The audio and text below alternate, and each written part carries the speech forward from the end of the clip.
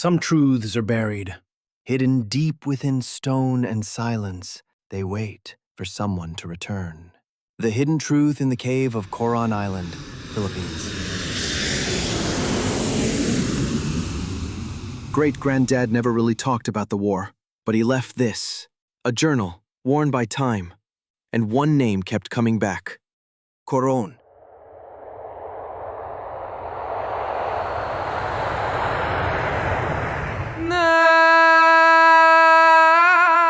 In the spring of 1901, the Philippine-American War was raging in the islands. A patrol unit from the 6th Infantry was sent to Mindoro. The terrain was unforgiving, remote, unfamiliar. Great-granddad was just a young scout, one of a few sent to patrol the mountains, to gather intel. They weren't expecting much. A few stragglers, maybe. But what they walked into was something else entirely. The Moros didn't march. They watched, waited, then struck.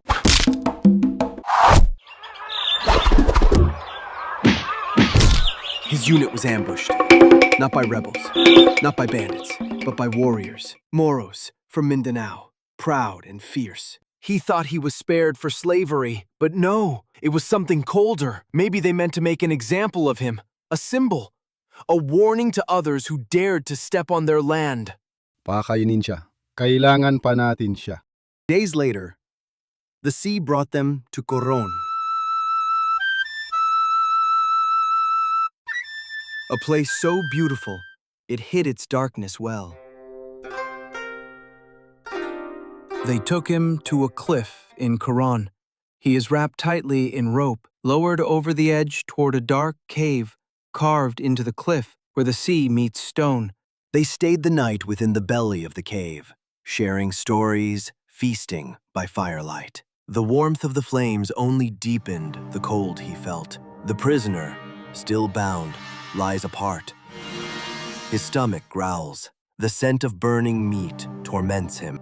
He hadn't eaten in days. The smoke stung his eyes. The smell was a cruel echo of home. Worse than hunger was thirst. He licks his cracked lips, eyes darting toward the glowing embers. They didn't want to kill him outright. That would have been mercy. Instead, they played with hope, letting him starve within sight of food. He crawls deeper. His hand touches cloth, bone. Then he found it, or rather, him, a Spanish soldier, long dead. A warning from the past, still wearing his insignia. Oh God, no one's coming. They're gone. Maybe I just stop here. Let the island take me. Great-granddad wrote that was the moment he stopped believing in rescue and started thinking about how to die with dignity. But the island wasn't done. In the silence of the cave, the swallows returned. He eats the first nest, winces, then another. Slowly, strength returns. Bird's nest soup, a delicacy in China. For him, it was a gift from the island. Sticky, bland, but life-giving.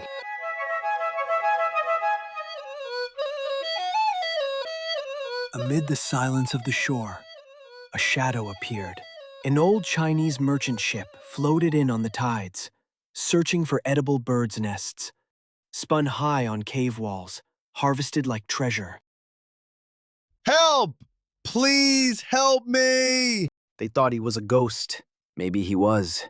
But a couple of brave souls climbed up and brought him back to the world. He wrote in his diary, "I made it home, back to a world that never knew what I'd seen, what I had survived. But a part of me never left that cave. Not just the birds, not just the eggs or the silence, but the stunning beauty of Coron, a paradise I longed to return to, but never could." The years slipped past as quietly as the tide, and then the memory faded. The names, the faces, even the mountains, lost in the fog of a mind that once promised to go back.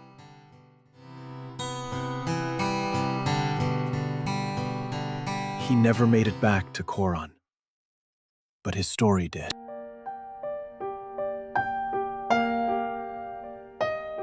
Now I stand where he once lay, not as a prisoner, but as a pilgrim. This is not a story of war anymore. It's a story of survival, of nature, of strange mercy. If he had died there, I wouldn't be here today. Thank you, Coron, for all your history, both cruel and kind.